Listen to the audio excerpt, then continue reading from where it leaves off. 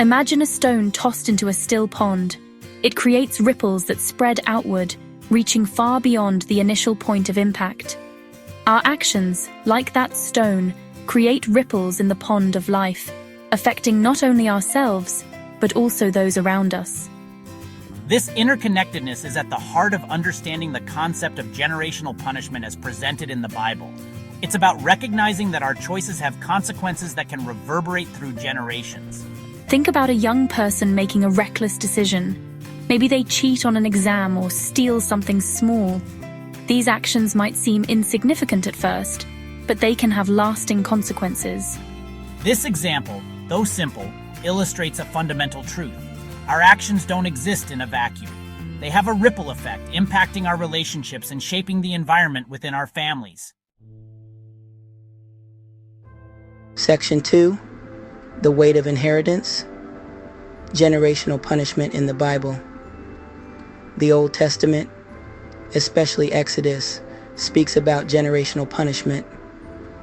Exodus 25 warns that God visits the iniquity of the fathers on the children to the third and fourth generation.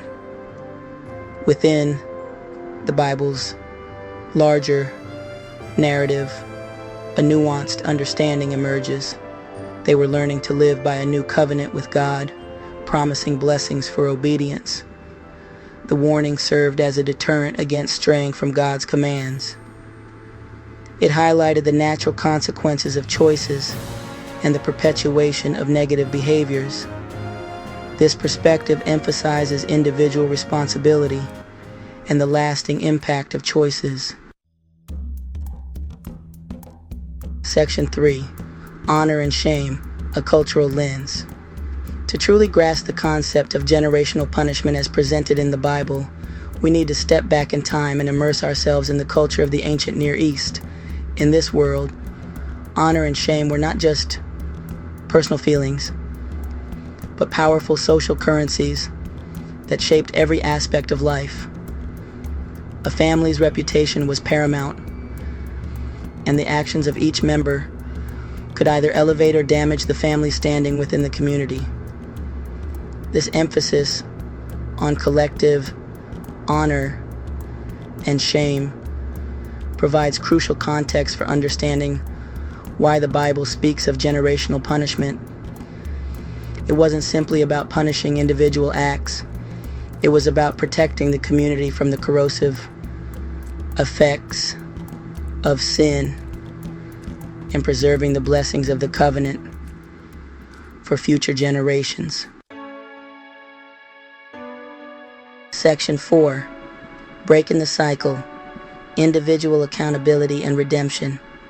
While the Old Testament emphasizes the consequences of sin extending to future generations, it's important to note that the Bible also introduces the concept of individual accountability and the possibility of breaking free from cycles of generational sin.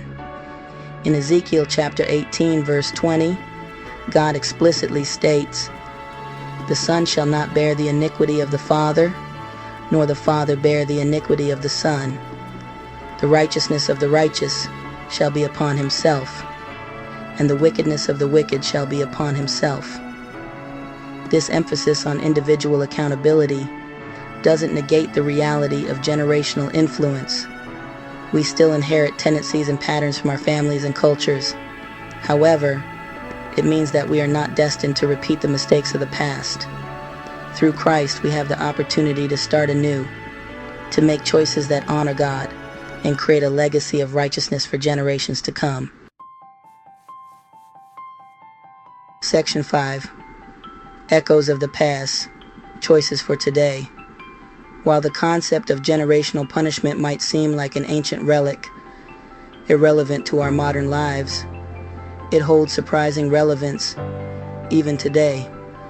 Though we may not live in a culture dominated by honor and shame in the same way as the ancient Near East, we can still see echoes of this concept in the way our choices impact our families and communities. Consider the devastating effects of addiction, abuse, or poverty. These issues often have roots in past generations, with patterns of dysfunction passed down like unwanted inheritances. This realization isn't meant to inspire guilt or fear, but to awaken us to the profound responsibility we have to break free from negative cycles and to make choices that will create a brighter future for ourselves and those who come after us.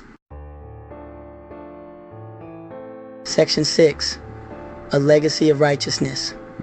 Our enduring impact.